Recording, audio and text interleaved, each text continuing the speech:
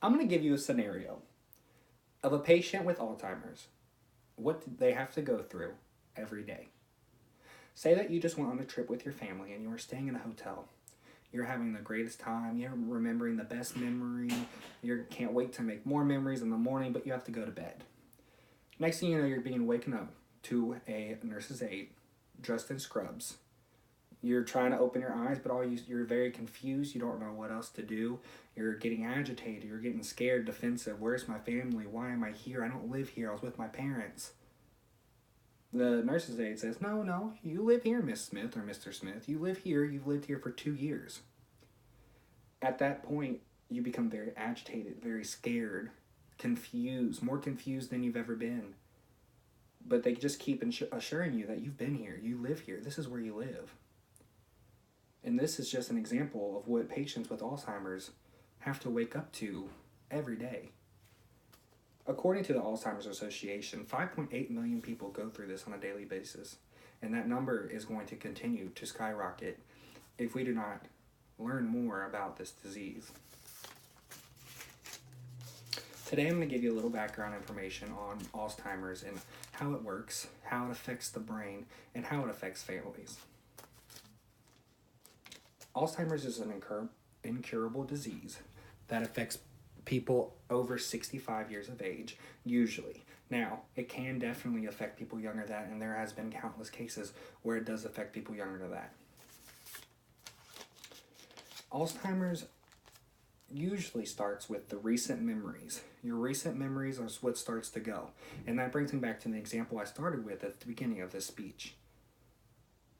So your recent memories are starting to disappear, which means your older favorite memories is what you resort back to. So if you went on a trip with your family and you loved it and had such a great time, that memory, and it was a long time ago, like 20 years ago, that memory is going to be fresh still. It's the recent memories that it starts to affect.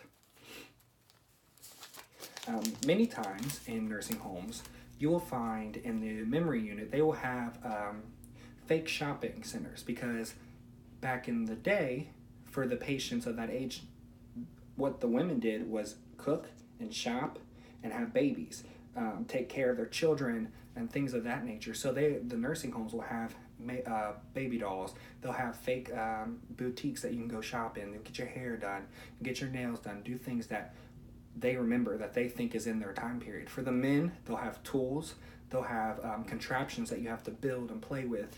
So nursing homes are becoming very, very adequate to housing patients with Alzheimer's, which is awesome. According to the National Institute of Aging, the process of Alzheimer's can start up to a decade from when you actually start having symptoms. And that's very scary to think about. That's why it's very important as you age and progress to go to each checkup that you need to go to. Checkups like memory checkups or a CT scan, things like that can start to show the development. Now, since it is not curable, these patients can get slowed down with symptoms. So they can give medication to slow down the symptoms, but unfortunately it's not curable. So eventually it is going to keep getting progressively worse. But it's better to know about it, know how to prevent these steps from happening rapidly. So how does Alzheimer's come about? Basically, your brain starts to shrink, but it starts to shrink because of certain things that are happening. There are tons of proteins in your brain, but when proteins start to clump together and get stuck on neurons, that's when the transmitters are having trouble sending information back and forth. And that usually starts in your memory. The memory is up right in front by your forehead. And there's all different sections that contain different information, but the memory is what gets affected first. That starts to shrink, and clumps start to form on those proteins, which causes it to not be able to send those information back and forth. Let me show you an example.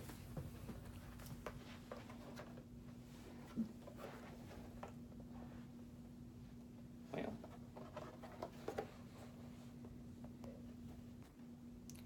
this is a neuron, and this is the proteins that are clumping together.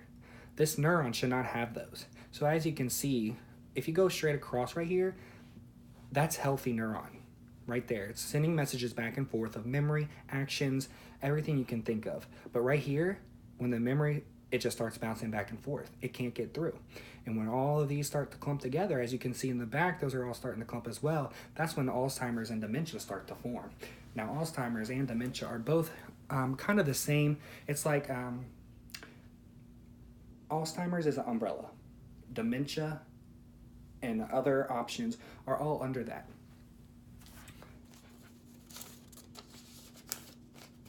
Another thing that it does to the brain is you have, give me 1 second, I'll show you. You have neurons. And here's a closer look at the neurons. Let me get the picture clear for you. So here's a healthy neuron. In each neuron, there's tube-like structures that send messages back and forth called the microtubules. Well, what happens when you have Alzheimer's is they start loosening up and breaking, kind of like a broken vein. They just kind of start being flimsy. When they start all being flimsy, they start knotting. So it's like it legit makes knots in this neuron. So it kind of looks wrinkled and kind of shrinking. So nothing can go through. No transmitters are working anymore. And I have one more picture to show you. This is a healthy brain. Give me 1 second. Right there, that's a healthy brain. Everything's filled out into the max capacity. Over here, this is severe Alzheimer's. It's shrunk so much, especially in that front lobe right there, so you are not getting anything back.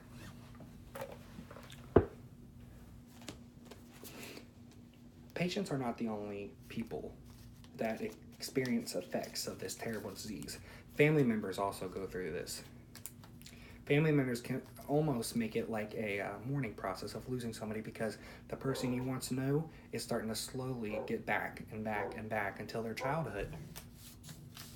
Alzheimer's is a very terrible disease, and it is very important that people are informed about this disease to know how to better equip and better scan for this disease happening in their life. Thank you for your time.